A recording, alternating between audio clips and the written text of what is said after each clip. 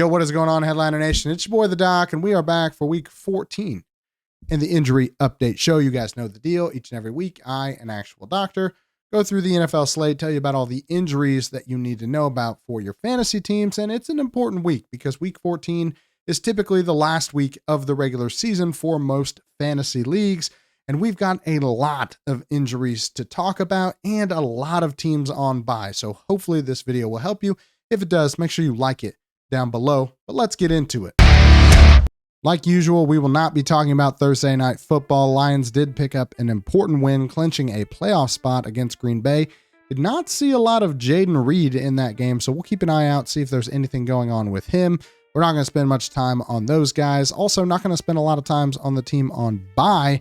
It is bye-mageddon again this week. 6 teams: Ravens, Broncos, Texans, Colts, Patriots, and Commanders. Not going to spend a ton of time talking about players on those teams. And we're also not going to spend a lot of times on guys placed on IR this week because there have been a lot of players placed on IR. I'm going to throw them up on the screen, hit pause, take a look over them. Most of these guys you probably already know are placed on IR, but just know that playoff teams are typically not going to bring a guy that they've placed on IR back for the last week or two of the regular season because usually they've already clinched a playoff spot. There's no reason to bring those guys back before the postseason. And teams that are losing also not going to bring guys back if they have been hurt. So most of the players up on the screen right now are not going to return for your fantasy team. And so you can pretty safely drop them most of the time. I don't see a lot of guys on this list that I would expect to actually return for meaningful games in week 17 or 18. So you're better off not burning roster spots on them, even though technically they could return by the end of the regular season. Just not something we see happen very often when guys are placed on IR this late in the year. Let's jump into some guys that can help your fantasy team this week. First up, we got wide receiver Ladd McConkey. He's dealing with knee and shoulder issues, has been limited in practice thus far this week. He actually played through multiple ailments already this season. He's one of those guys that's kind of always a little banged up, but this is probably the closest that he's been to actually missing games. The shoulder issue is kind of old news. It's not really something I'm too concerned about, but the knee injury picked up late in last week's game has some people questioning if he's going to be able to play, but those limited practices do give me some indication that they're at least hoping that he will be able to suit up. I'd have a backup plan just in case because he plays Sunday night, but I'm not too horribly worried about Ladd McConkey at this point. He wouldn't be practicing if he was that hurt, and I do expect that we will see him play in some capacity. Next up, we got wide receiver Mike Evans. He's dealing with hamstring and calf issues that he's had throughout the season. He did miss quite a bit of time with the hamstring injury, has not practiced yet this week, but again, not too concerning. I don't think that this is a new issue by any stretch. He told an ESPN Bucks reporter that he felt really good on Thursday, and I do think that this is mostly veterans rest given the history of the injuries that he's had so far this year. I'm not too worried about it when it comes to Mike Evans. We also have wide receiver Devontae Smith coming back from a hamstring strain. He's gotten full practices in after missing the last 2 weeks. Looks like he is going to be able to play this week. I'm not afraid to throw him in my lineup because we have so many guys missing time on buys this week, and there's just a lot of injuries going around. So if you've got a healthy Devontae Smith, I'm probably throwing him into my lineup if you need to. Let's talk about DK Metcalf. He's got a shoulder injury, was limited on Wednesday, but then didn't practice at all on Thursday. Now, technically that is a downgrade, but we've seen a lot of veterans miss time on Thursdays this year. It seems to be the day that they always give the veterans off anyway. Last week, he missed both Wednesday and Thursday before getting a full practice in on Friday. So it's technically better than what he was practicing last week with the same issue. We're going to keep an eye on what he does on Friday this week if you want, but he's only missed 3 games in his NFL career due to injury. So I doubt that he's in much danger of actually sitting this week. You can pretty safely assume that he will be able to play given his history. Next up, we got 3 guys for the Chicago Bears, so we're just going to lump them all together. First up, DJ Moore and DeAndre Swift, both dealing with quad injuries, both of them not practicing yet this week. The Bears are just hurting this week. Both their leading wide receiver and leading rusher missing multiple practices so far.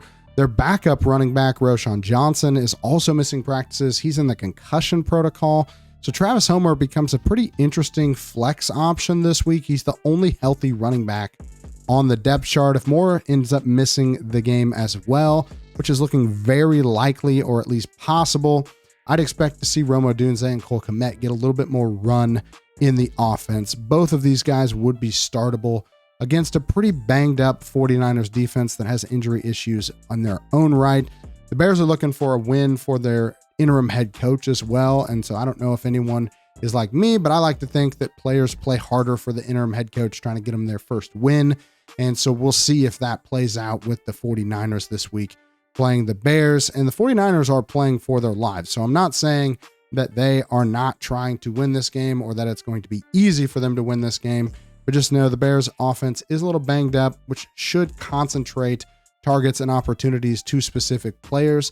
I don't mind targeting those players in a week like this. Let's head over to the Raiders and talk about Jakobi Meyers. He's got an ankle injury, not listed on Wednesday, DNP on Thursday. Now, typically midweek DNPs and downgrades to them specifically are concerning for players, but Meyers did miss 2 games earlier this season, so there's at least a chance that this is scheduled rest from that injury specifically. He's played well the last 2 weeks, and I couldn't really find anything to indicate that he had a new injury or a setback in practice. So Friday's participation is going to be important for Jakobi Meyers. I think it'll tell us a lot more than what we've gotten so far, but as of now, I'm chalking this up to rest, and I'm not too worried about it. Let's talk about Giants wide receiver Meyers and Nabers. He's got a groin injury that he's been dealing with throughout the year. He said that this dates back to college, which is kind of surprising. Didn't see a whole lot from him in college to indicate that he was super hurt in college. But again, he has said himself that this is an injury that he's had for a while now. He's missed practice time throughout the year with this injury. Says it's nothing major, but still concerning that he's had something for this long and it's still bothering him. The Giants are teetering on complete irrelevance at this point. I would be worried that they would opt to shut Meyers and Nabers down at some point prior to the year actually ending. So if you're planning on him being a starter for you throughout the fantasy playoffs, I would at least have some type of backup in place. I'd be looking at the waiver wire for ways that you could find a replacement for him if they decide to shut down their star wide receiver. So far, though, he has played through this, and it sounds like he's going to be able to again this week. I'm not overly concerned, but I am keeping an eye on the fact that this has been something that's bothered him for a while, and if he does opt to have surgery, which is a very likely possibility in the offseason, the team could choose to shut him down, have the surgery early, give him as much time as possible to get ready for next year. Last up for the wide receivers, we've got 2 guys that are actually playing against each other this week. Wide receiver CeeDee Lamb and Jamar Chase. Now, CeeDee Lamb has a shoulder injury. It's an AC sprain. He's already said that he plans to play through the AC sprain. It caused him to miss most of the second half of last week's game.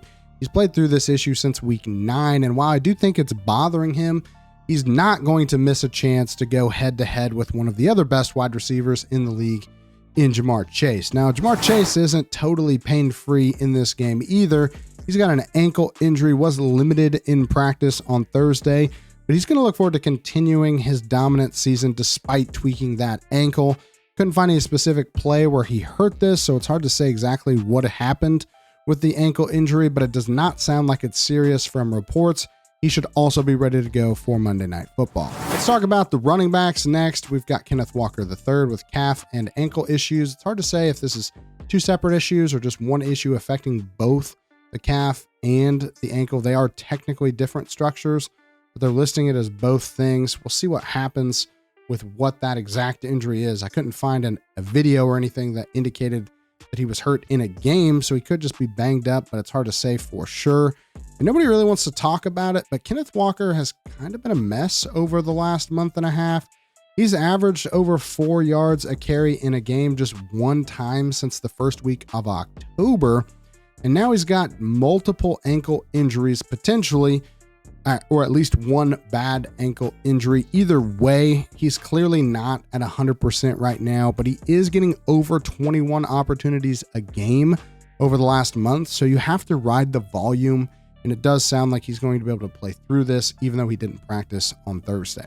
The next guy we're going to talk about is arguably the steal of fantasy drafts this year, and that's Bucky Irving, with the Buccaneers. Now, he's got both hip and back issues that have been affecting him. Has not practiced yet this week, but he's probably just sore from carrying all of his fantasy owners to the playoffs over the last month and a half.